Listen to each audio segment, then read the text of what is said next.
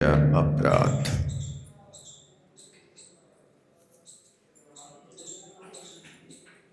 इसको कहते हैं अपनी बुद्धि ही अपराधी बुद्धि है। यदि आप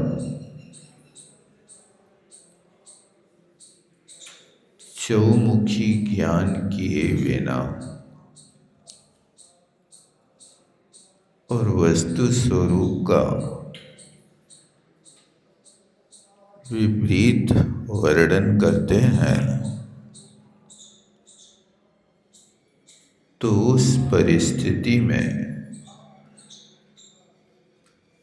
ये अपनी प्रज्ञा का अपराध है। उस प्रज्ञा के अपराध को आचार्य महाराज बहुत स्पष्ट करते हैं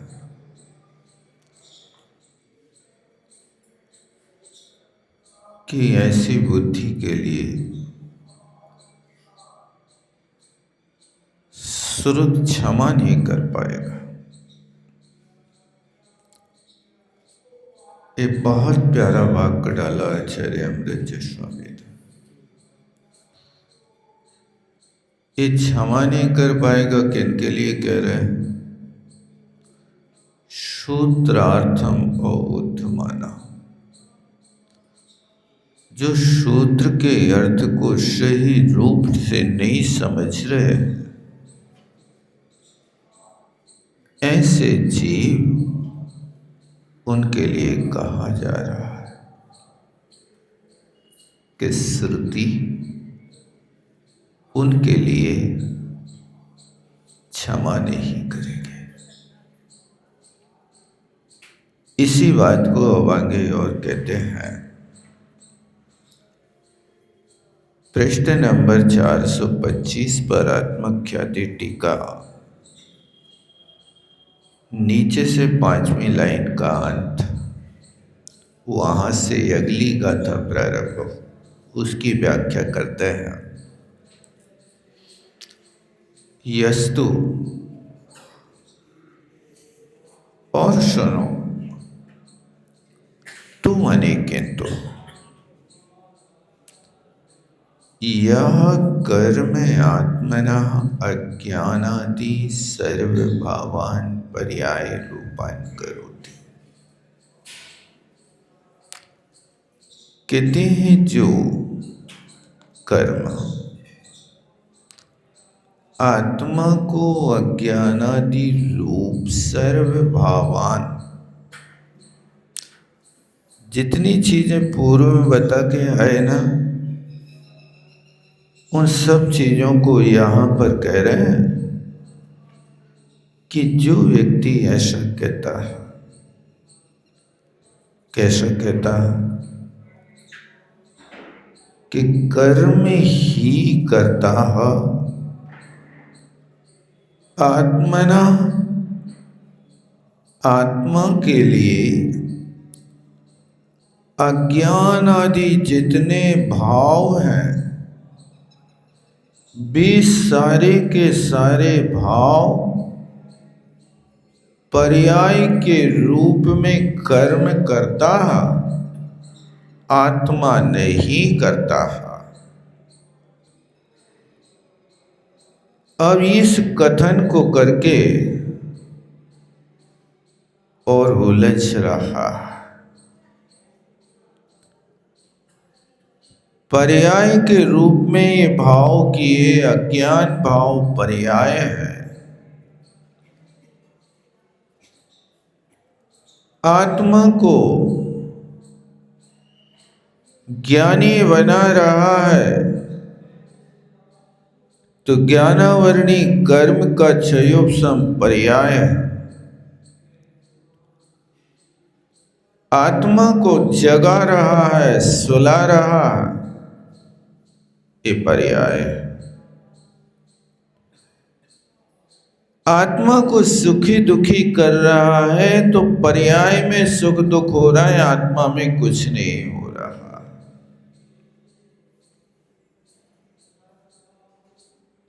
तो इससे ये बात ध्वनित होती है कि सांख्य उपदेश में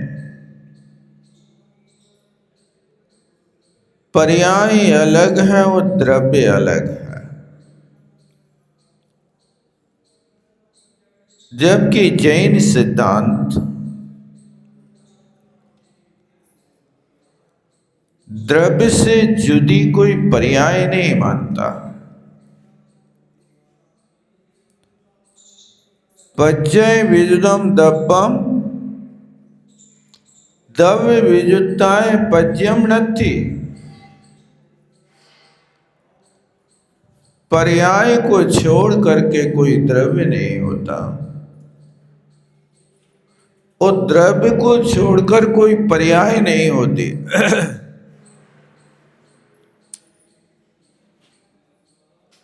कुंद कुंद स्वामी पंचाष्टिकाय में लिखते हैं, दोनम अनन्य भूतम, ये दोनों अनन्य है, अन्य नहीं है। अनन्य है मतलब अकेली द्रव्य हो जाए पर्याय ना हो,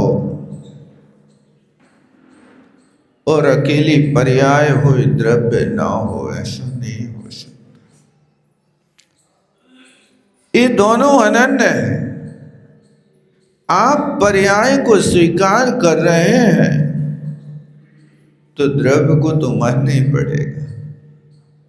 बिना द्रव्य के पर्याय हो नहीं सकती, और जहां पर्याय है वहां द्रव्य होगी ही होगी। बस इतना है कि व्यक्ति इस वस्तु को समझ किस दृष्टिकोण से रहा है, उस समझ में नहीं आ पाता है कि हम द्रव्य को पकड़ रहे कि पर्याय को पकड़ रहे। एक बार की बात है, एक बिगड़े रईस थे। बिगड़े रईस जानते? पहले तो लक्ष्मी पुत्र थे और बाद में लक्ष्मी चली गई, पुत्र तो रहा।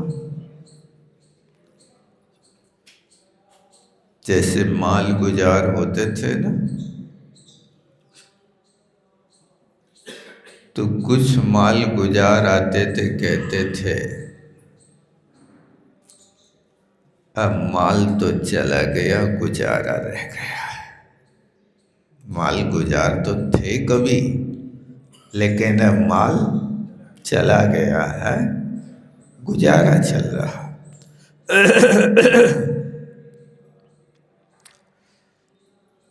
उस रईस के पास जब रईसी थी तब उसने सोने के गणेश जी बनवा लिए। वैसे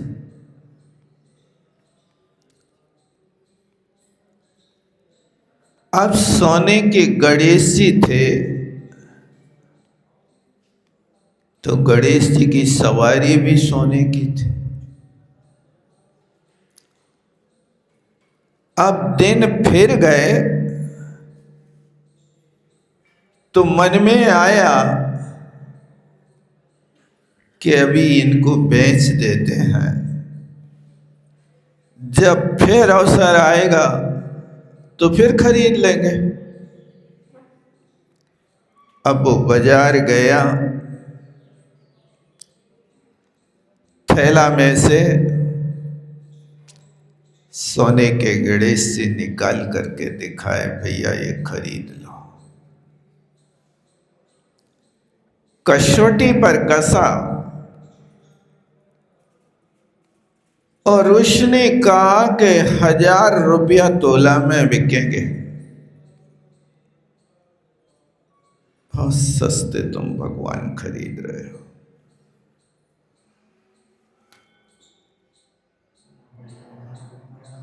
इस भाव में तो नहीं बेचूंगा।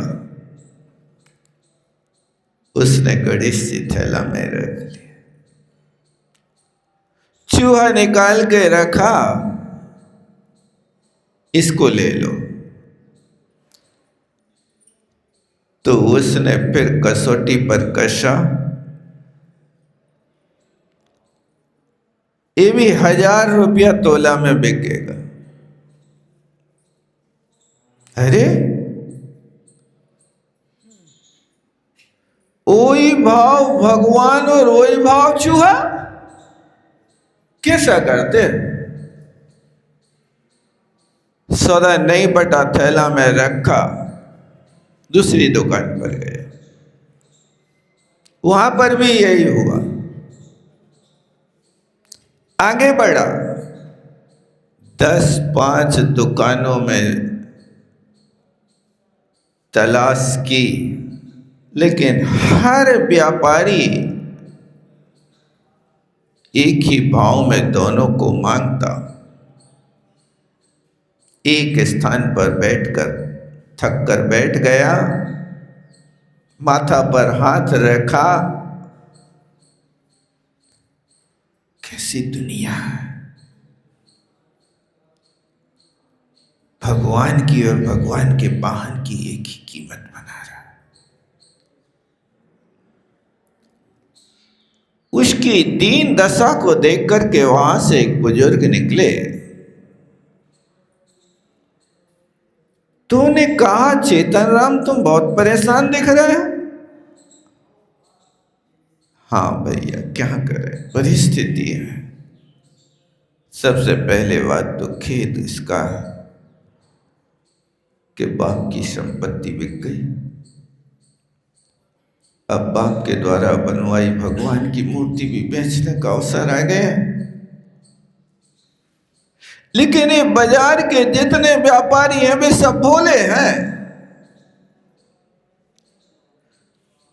क्योंकि ये सारे के सारे व्यापारी एकजुट होकर के वही भाव भगवान खरीद रहे हैं, वही भाव चूहा खरीद रहे हैं।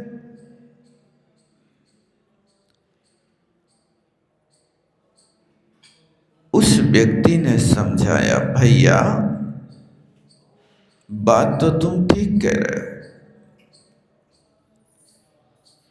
लेकिन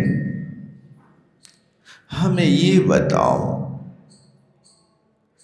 कि व्यापारी भगवान खरीद रहा कि सोना खरीद रहा? व्यापारी क्या खरीद रहा? व्यापारी तो सोना खरीद रहा है, उसको ना चूहा से मतलब है ना गणेश जी से मतलब है, उसको तो सोना चाहिए। और तुम क्या बेच रहे हो? तुम भगवान बेच रहे हो, भगवान की सवारी बेच रहे हो, तुम्हारे अंदर इसमें भगवत्ता बैठी है, इसलिए तुम भगवत्ता को इतने भाव में नहीं बेचना चाहते हो। लेकिन व्यापारी भगवत्ता नहीं देख रहा, वो सिर्फ सोना देख रहा।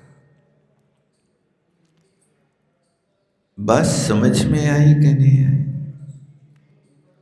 ये है कि तुम पर्याय में जब तक उलझे रहोगे तब तक कभी ना सोना बेच पाओगे ना भगवान बेच पाओगे, माथा रख करके रोते रहोगे।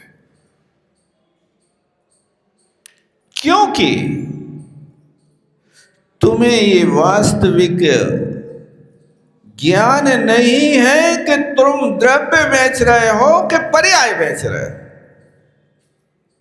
दुकानदार पर्याय खरीद रहा है कि द्रव्य खरीद रहा है? बताओ। ये जब तक तुम अपनी समझ में वहां पर द्रव्य और पर्याय को नहीं समझोगे तब तक तुम्हारा सौदा नहीं पटेगा। दुकानदार तुम्हारे अनुकूल नहीं चलेगा। दुकानदार तो बाजार के अनुसार खरीदेगा, बाजार भाव के अनुसार खरीदेगा। वो दुकानदार पर्याय खरीदने नहीं बैठा है, दुकानदार तो सोना खरीदने बैठा। वो यदि पर्याय खरीदने बैठ जाए तो उसका व्यापार नहीं चल पाएगा। उसको तो सोना चाहिए। ये दोनों उलझे। व्यापारी तो सुलझा है, व्यापारी को कोई मतलब नहीं, चाहे तुम गणेश जी लाओ, चाहे चूहा लाओ, चाहे और भी जिसको लाना लाओ, मुझे इससे कोई लेना देना नहीं, मुझे तो सोना चाहिए। और इसका अभिप्राय है कि यदि तुम भगवान को 1000 रुपया तोला खरीद रहे तो गणेश जी को, सवारी को आप कम में मांगते तो भी हम थोड़ी समझ जाते कि हाँ चलो भाई, इसके लिए थोड़ा कम रेट होता ही। ये पर्याय में उलझा हुआ व्यक्ति है। उसी व्यापारी के यहाँ एक व्यक्ति आया, वो कहता भाई साहब मुझे सोना चाहिए। तो व्यापारी ने उस व्यक्ति के लिए सोने के कंकड़ दिखाए, कुंडल दिखाए। तो वो कुंडल देख कर के कहता है भाई साहब मुझे कुंडल नहीं चाहिए, मुझे सोना चाहिए। फिर उस व्यापारी के पास जितने आइटम थे सब दिखाए, कनफूल ले लो, बिंदी ले लो, हार ले लो, माला ले लो, ये ले लो, वो ले लो। वो व्यक्ति कहता मुझे ना कुंडल चाहिए, ना हार चाहिए, ना माला चाहिए, ना चेन चाहिए, मुझे तो सोना चाहिए। उसने अंत में एक 10 तोला का बिस्कुट सील बंद दिखाया, इसको ले लो, ये बिस्कुट। मुझे बिस्कुट नहीं चाहिए, मुझे तो सोना चाहिए। भैया सोना कहीं मिलेगा तुम्हें? मिलेगा कि नहीं मिलेगा? बाजार में तो तुम्हें सोने की कोई न कोई पर्याय को खरीदना ही पड़ेगा। पर्याय के बिना सोना नहीं मिलेगा और द्रव्य के बिना भी सोना नहीं मिलेगा। उस सामने वाला सोना तो दे रहा है, लेकिन सोना तुम द्रव्य के रूप में खरीद रहे कि गुण के रूप में खरीद रहे कि पर्याय के रूप में खरीद रहे? क्या रूप खरीद रहे बताओ? यदि आप सोना चाहते हैं तो बिना पर्याय के नहीं मिलेगा, कोई ना कोई पर्याय में तो रहना ही पड़ेगा। तो जैसे वो व्यक्ति सोना खरीद रहा है, बाजार में सोना मिलेगा कि नहीं मिलेगा? बाजार में तो उसको सोने की कोई ना कोई पर्याय स्वीकार करना ही पड़ेगी। तुम हार नहीं खरीदो, कुंडल नहीं खरीदो तो अंत में बिस्कुट तो ले लो। उस सोने का नाम जिसको तुम्हें खरीदना है उसका कुछ ना कुछ नाम तो रखोगे, बिना नाम की वस्तु मिलेगी क्या? ये व्यक्ति यहां द्रव्य में उलझ गया, इसको द्रव्य चाहिए, और वो पर्याय में उलझ गया। वो भगवान बेच रहा है, सोना नहीं बेच रहा है। यहां पर इसी का नाम शांख मत है। आप जब तक समझौता नहीं करेंगे तब तक आपको कहीं भी निर्णय नहीं होगा। ये तो समझौता है कि सामने वाला यदि क्रोध कर रहा है तो आपसे पूछें कि वो क्रोध द्रव्य है कि गुण है कि पर्याय, क्या है बताओ? और कौन से द्रव्य की पर्याय है? जीव की है कि पुद्गल की है कि स्वभाव है कि विभाव है? उस सामने वाले व्यक्ति ने क्रोध किया है तो वो सामने वाले की द्रव्य गुण पर्याय है कि वो तुम्हारी द्रव्य गुण पर्याय है। उसके क्रोध को देख करके तुम उलझ रहे हो तो तुम बहिरात्मा हो कि अंतरात्मा हो कि परमात्मा हो, अथवा तुम क्या हो बताओ? बता सकते हो? बहिरात्मा। यानी तुम सामने वाले को क्रोध कर रहा है तो क्रोध करने का अधिकार नहीं है उसको, तुम क्यों उलझ रहे? तुम मेरे से कह रहे, क्या कह रहे तुम मेरे से? यहां पर यही पर श्रुति का कोप हो जाता है कि वो इस चीज को नहीं समझ पा रहा है। इस दृष्टांत से आप समझना कि बाजार में जाओ तो भगवान को नहीं बेचना, सोने को बेचना। और बाजार में सोना खरीदने जाओ तो तुम कहीं सोने में मत उलझ जाना, सोने की कोई ना कोई पर्याय को ही स्वीकार करना होगा, तब समझदारी से आप अपना निर्वाह कर पाओगे। अन्यथा तो आप बाजार में ना अपने भगवान बेच पाओगे और ना बाजार में आप सोना खरीद पाओगे, कहीं भी नहीं मिलेगा। बस यही चीज यहाँ पर इस सांख्य समय में हो गई कि वो सांख्य समय वाला द्रव्य को अलग मान रहा है, पर्याय को अलग मान रहा है, गुण को अलग मान रहा है, गुणी को अलग मान रहा है। गुण और गुणी में संज्ञा, संख्या, व्यंजन, प्रयोजन की अपेक्षा आप भेद कर सकते हो, लेकिन द्रव्य से आप पर्याय को अलग नहीं कर सकते हो। चूंकि पर्याय व्यतिरेकी है, लेकिन व्यतिरेकी होकर के उस द्रव्य से तुम पर्याय छोड़ाना चाहो तो नहीं छोड़ा सकते हो, वो अपने स्वभाव से छूटेगी।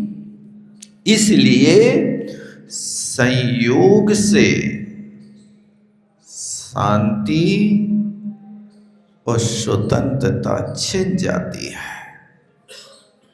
क्यों?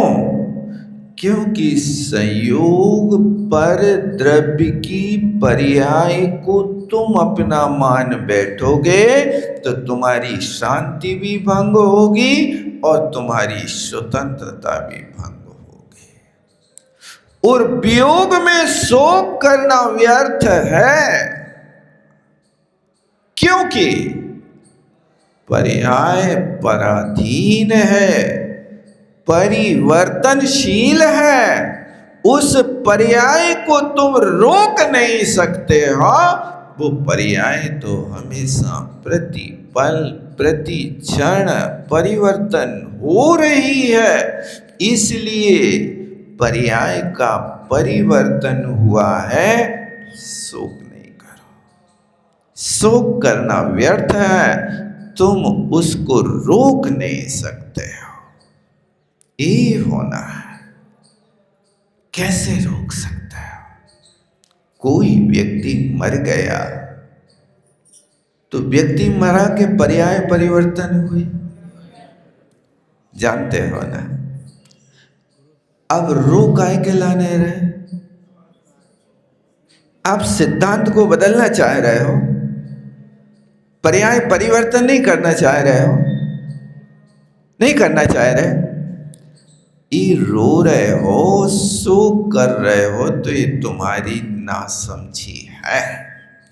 आज ही थोड़ी परिवर्तन हुआ है, जब से जन्म हुआ है तभी से मरण पीछे लगा है।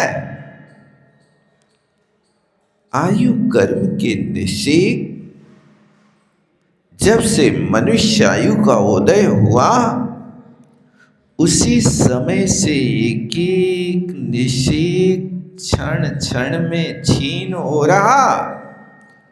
छिन छिन यौवन छीन होते हैं। क्या समझे तुम? क्या समझ रहे हो? तुम समझ रहे हो कि मैं बढ़ रहा हूं, बढ़ रहे हो, बड़े हो रहे हो। लोग की रीति उल्टी चलती है भैया, सीधी नहीं चलती है। दुकान बंद करेंगे तो लोग कहेंगे मंगल कर रहे, दुकान बढ़ा रहे, ऐसे ही कहते हैं ना। गेहूं पीसेंगे तो लोग ये नहीं कहेंगे गेहूं पीस रहे, आटा पीस रहे। आटा पिसता है कि गेहूं पिसता है? बड़ी उल्टी व्यवस्था है, कोई सीधी व्यवस्था है ही नहीं। दाल बना रहे हैं, तुम कहाँ बना रहे दाल को? वो तो बनी बनाई थी, तुम बना रहे। दाल बनी बनाई नहीं थी, वो तो बनी थी, तुम बना रहे। हम ओड़ा को पढ़ा रहे, तुम पढ़ा रहे कि वो पढ़ रहा। कैसी विपरीत बुद्धि चलती है। पढ़ाओगे तुम, नंबर लाएगा वो, ऐसा होता है। यदि तुम पढ़ा रहे थे तो तुमने अपने बेटा को चपरासी काय बनाओ, कलेक्टर काय नहीं बनाओ? तुमने तो पढ़ाया था ना, तुम्हारी सोच भी थी। लेकिन व्यक्ति वो बात कहने से मानता नहीं, जब भी कहेगा तब ऐसे ही कहेगा। हमने पढ़ाया, हमने बढ़ाया, हमने लिखाया, हमने पाला, हमने पोसा, ये सब अपने आप से आप अपने मन से मंसूबे बनाते रहते हो, लेकिन तुमने पढ़ाया नहीं है। ध्यान रखियो, वो बड़ा है, उसका स्वयं का निजी उपादान है।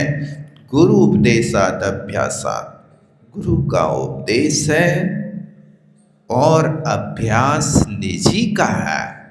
अभ्यास उपादान है, गुरु का उपदेश निमित्त है।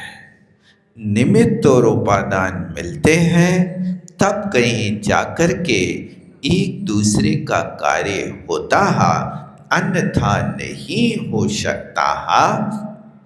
इस तरह से यहाँ पर इस सिद्धांत को द्रव्य की अपेक्षा, गुण की अपेक्षा, पर्याय की अपेक्षा आप इस चीज को समझो। क्या आप अपना ज्ञान अपने बेटे को दे सकते हो? आप अपना धन तो बेटे को दे सकते हो, लेकिन ज्ञान नहीं दे सकते। जब धन दे सकते हैं तो ज्ञान क्यों नहीं दे सकते? ज्ञान आत्मा का निजी गुण है, वो धन पर द्रव्य है। उस परद्रव्य में तो लेने देने का व्यवहार होता है, लेकिन गुण गुणी में कभी लेने देने का व्यवहार नहीं होता।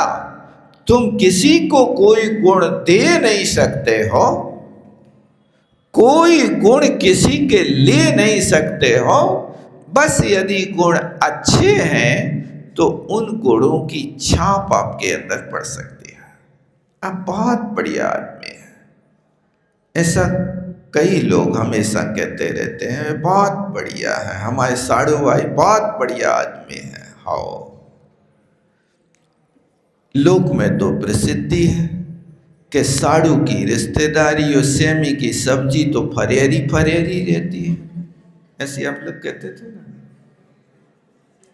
का अर्थ हो भैया, इसमें कितना घी डालो, सेमी की सब्जी में कितना घी डालते जाओ, कोदों की रोटी में कितना घी डालते जाओ। खाई कब हम कोदों की रोटी? कोदों की रोटी नहीं खाई तो पूड़ी खाई होगी, इधर से तो खाए ना, कोई कोदों के तो बनता है? कोदई के तो कोदई कहाँ से आई? कोदई से तो कोदई आई। खाई तो खुदा ही जाती है, क्योंकि आपके यहाँ तो उल्टा ही काम चलता है ना, खुदों खा रहे, कौन कहता खुदा ही खा रहे। कहने का मतलब है कि यहाँ पर इस वास्तविक स्वरूप को समझो, लेकिन इतना है कि इसको व्यवहार की पद्धति से समझो। हम जो भी आपसे कह रहे हैं, आप उसको समझो कि सारा कथन कौन सा व्यवहार का है, कौन सा कथन निश्चय का है। आप व्यवहार से तो कह सकते हो, हाँ भैया तुम पढ़ो, क्योंकि प्रेरणा देना, पठति स्वयं यम पठति पाठयति प्रेरणा करोति।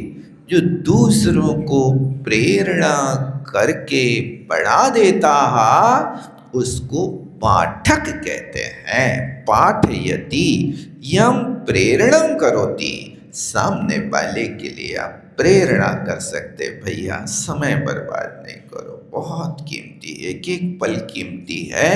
यदि सामने वाले को समझ में आ जाए तो बहुत अच्छा है, क्योंकि विद्या अभ्यास के अनुसार हुआ करती है। तुम सोचो कि मेरा बेटा 100 नंबर लेकर के आए, पहले अपनी औकात तो बताओ, तुम्हारी मार्क की सीट बताओ, तुम कितने नंबर लाते हैं, बताओ कितने नंबर लाए थे आप? 100 आप लाए हो। यदि आप 100 लेकर के आए हो तो आप भी अपने बेटा से अपेक्षा रख सकते हो। और यदि आप कृपांक से पास भये हो, कृपांक भी तो होते हैं ना, कृपांक ही कहते ना, कुछ और के कृपांक कहो हिंदी में, कृपा के अंक हैं। तुम पार नहीं हो पाए नदिया, इसलिए तुम्हें हाथ का अवलंबन दिया है, इसलिए उसका नाम कृपांक है। ये परीक्षक की कृपा है तुम्हारे ऊपर कि तुम फेल हो रहे थे, लुढ़क रहे थे, तुम्हें 5 नंबर दे दिया, ताकि 28 में से तुम 33 बनाओ, 3 हो गए कि 2 हो गए। ये आपने जो काम किया वो दूसरों के सहयोग से किया है। तो यहाँ पर अपन को ये देखना कि विद्या दी नहीं जाती है, विद्या हमेशा अभ्यास से आती है और लक्ष्मी पुरुषार्थ से आती है। लक्ष्मी की प्राप्ति पुरुषार्थ के अनुसार होती है, कीर्ति की प्राप्ति दान के और त्याग के अनुसार होती है, विद्या की प्राप्ति अभ्यास से होती है और बुद्धि कर्मानुसारिणी होती है, बुद्धि कर्म के अनुसार होती है। इसलिए विद्यावान बनना है तो विद्या हमेशा अभ्यास चाहती है। आप हमेशा अभ्यास करें। आपके यहाँ 6 नागम में भी 16 कारण भावना में एक भावना कौन सी है? अवीक्षण ज्ञानोपयोग। निरंतर ज्ञान में उपयोग लगाओ। और 5 प्रकार के स्वाध्याय को तब कहा। उन 5 प्रकार के स्वाध्याय में यदि आप एक आमनाय नाम का स्वाध्याय करते हैं तो 5 स्वाध्यायों को आप खाद पानी दे रहे हो। क्या आमनाय कर रहे हो तो वो 5 प्रकार की स्वाध्याय में खाद पानी देकर के फसल को हरी भरी रख रहे हो। यदि आमनाय नहीं कर रहे हो तो तुम्हारा जो ज्ञान है, चाहे वाचना हो, चाहे प्रचना हो, चाहे अनुप्रेक्षा हो, उस सब बिसर जाओगे। विद्या भूली क्यों? अभ्यास नहीं किया। अनभ्यासे विषम विद्या अजीर्णे भोजनम विषम। अभ्यास नहीं होने पर विद्या कैसी हो जाती है?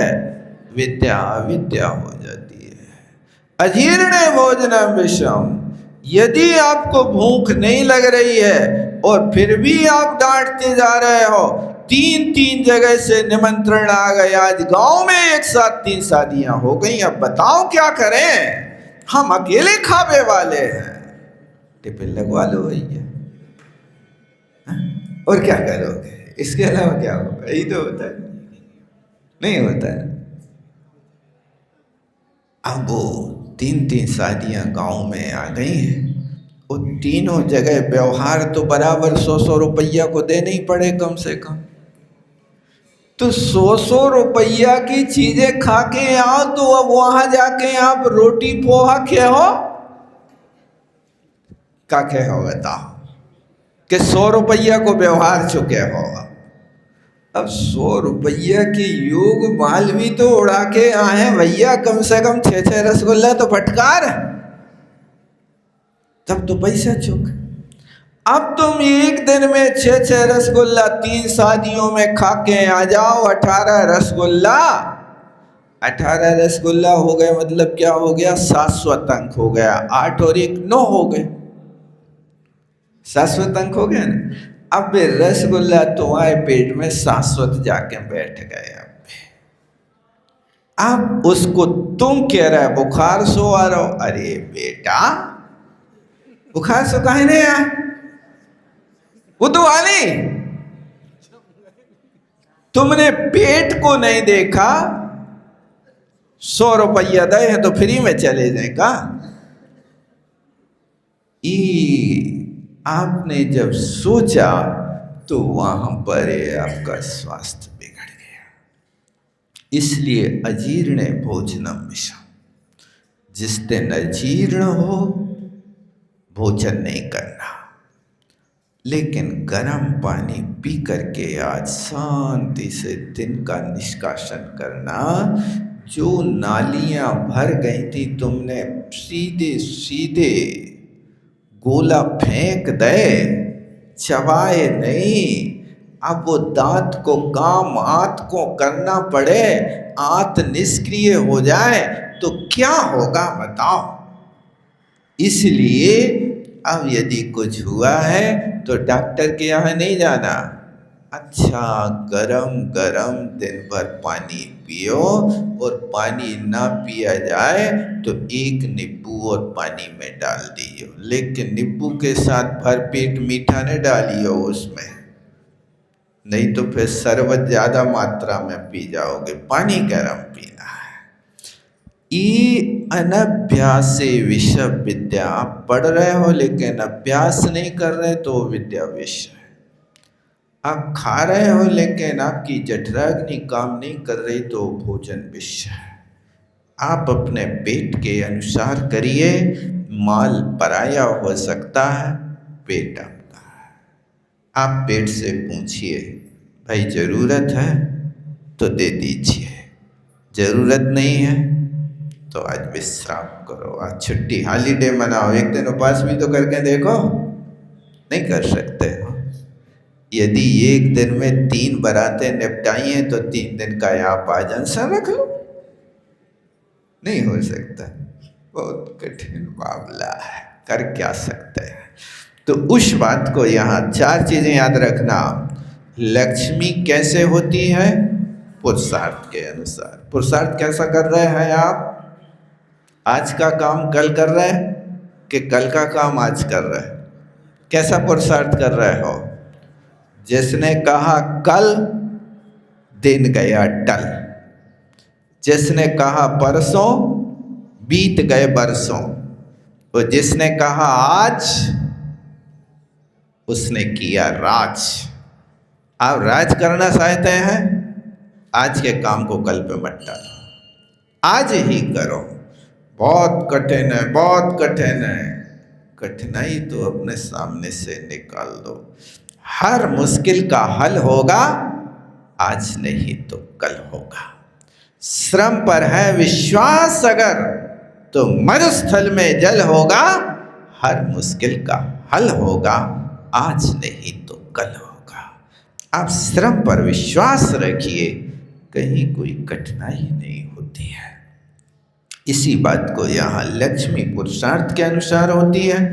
वो कीर्ति चाहते हो तो आप दान करिए, त्याग करिए, निस्वार्थ भाव से दान करें। भीड़ देख करके, अवसर देख करके नहीं, हमेशा करें, तब जाकर के आपकी कीर्ति होती है। और यशा कीर्ति नाम कर्म का वंद कैसे होता है, वो अंतरंग कारण देखें। और विद्यामान बनना, विद्वान बनना है तो हमेशा आप अभ्यास विद्या का करिए। और बुद्धि है तो जैसा कर्म किया है वैसा ही आपकी बुद्धि होगी, क्योंकि पंच इंद्रियों के विषयों पे चंपापात करने से आपके श्रुत ज्ञान के ऊपर आवरण पड़ जाता। इस श्रुत ज्ञान का नो कर्म कर्म कांड में लिखा है। जितनी पंचेंद्रियों के विषयों से विरक्ति होगी उतना बिना पड़े ज्ञान बढ़ता है। सेवा भाव जितना होगा, आप यदि अच्छे निस्वार्थ भाव से सेवा भाव का भाव रखते हैं तो बिना पढ़े भी तुम्हारे ज्ञानावरणी कर्म का क्षयोक्षम होगा। मैंने देखा है ऐसे ऐसे लोगों को कि जिनने कुछ नहीं पढ़ा लेकिन उनने सेवा करी है दिल से। आचार्य भगवान बार बार कहा करते थे कि मुझे तो सब गुरु कृपा से मिला है। और आचार्य श्री ने आचार्य ज्ञान सागर जी की ऐसी सेवा करी, ऐसी सेवा करी है कि करोड़ों की संपत्ति लेने वाला कोई बेटा ऐसी सेवा नहीं करेगा जैसे आचार्य भगवान ने बुढ़ापे में आचार्य ज्ञान सागर जी की सेवा करी है। उनके इतिहास को देखो तो वो सेवा का फल है कि आज जैन शासन की ध्वजा को फहराने वाले युगों युगों तक यदि नाम रहेगा तो वो आचार्य विद्यासागर का रहेगा। वे तो कहते थे कि मैं तो दक्षिण भाषी था, तुम्हारी भाषा कुछ भी नहीं समझता था। आचार्य भगवान जो भी पढ़ाते थे वो सब माथे से बाहर निकल जाता था, कुछ नहीं समझ में आता था। लेकिन मैं तो गुरु की कृपा से ये सब कुछ सीख पाया, ये उनकी बहुत बड़ी कृपा है। बार बार कहा करते थे, विद्या थोड़ा विश्राम कर लो, विद्या थोड़ी नींद ले लो। मैं जब भी जागता हूँ तुम बैठे मिलते हो हमारे पास, रातों रात उनके निकट बैठे रहना, उनके शरीर पे हाथ फेरते रहना, सहलाते रहना। ये उनके पास जो था निस्वार्थ सेवा भाव था, वो निस्वार्थ सेवा भाव का फल ये हुआ कि आज भारत में उनकी तरह ज्ञान का प्रचार और साधना करने वाला आप देख लो कि एक अलौकिक साधना के क्षेत्र में शिरोमणि सार्थक नाम है, संत शिरोमणि हैं। तो ये सार्थक है कि वास्तव में जिनने कुछ करके दिखाया है, उदारता हो, गंभीरता हो और अपने पद का निर्वाह करने वाले ऐसे परम संत जिनने सब कुछ सहा, किसी से कुछ नहीं कहा, सब कुछ किया। धन्य है उनका, क्या अलौकिक है। भले ही वो कुछ करते रहे साधना के क्षेत्र में, कभी भी अपने मुख से प्रशंसा नहीं करी। आहार दान देने के बाद व्यक्तियों ने 5-5 करोड़ की घोषणाएं करी, उनके चेहरे पे कभी कोई ऐसी प्रसन्नता नहीं कि आज बहुत बड़ा काम हो गया, आज बहुत बड़ी कमाई। क्या कमाई, ये तो सब हो रहा है, मैं क्या कर सकता हूँ।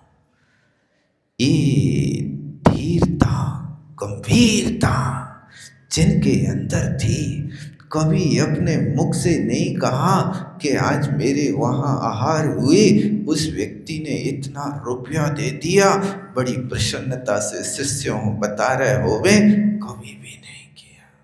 धन्य है ऐसे साधक। इतना सब कुछ होने के बाद भी उनने सबके लिए साधना का मार्ग सिखाया। भैया ये भगवान महावीर से लोन लिया है। ये 28 मूल गुण हैं, ये हमारी दुकान नहीं, भगवान महावीर स्वामी के यहाँ से हम लेकर के आए हैं। ये लोन से लिया हुआ कार्य है, इसमें कहीं घाटा ना लगे, इसमें मूल में बट्टा ना लगे। आचार्य भगवान ने बार बार कहा 28 मूल गुण ये हैं, इन 28 से कभी 27 ना हो, इनको मैं सहन नहीं करूंगा, और 28 से 29 करो, एक कभी प्रेरणा नहीं करूंगा, क्योंकि है ही नहीं, इतना ही करना है, बस इनको सुरक्षित रख लो। हमने भगवान महावीर स्वामी की आज्ञा का और गुरु की आज्ञा का पालन कर लिया, यही तो सबसे बड़ा उपकार है।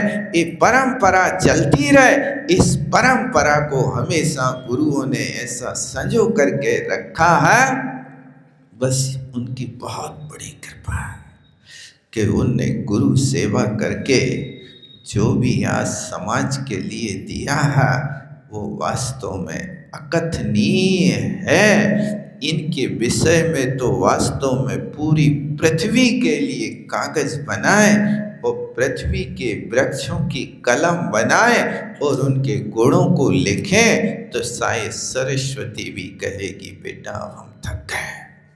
ऐसे वास्तव में वो सेवा का फल है, इसलिए कहा तन मिला तो सेवा करो।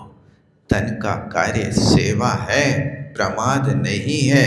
तन से सेवा कीजिए, मन से भले विचार, धन से इस संसार में कीजिए परोपकार।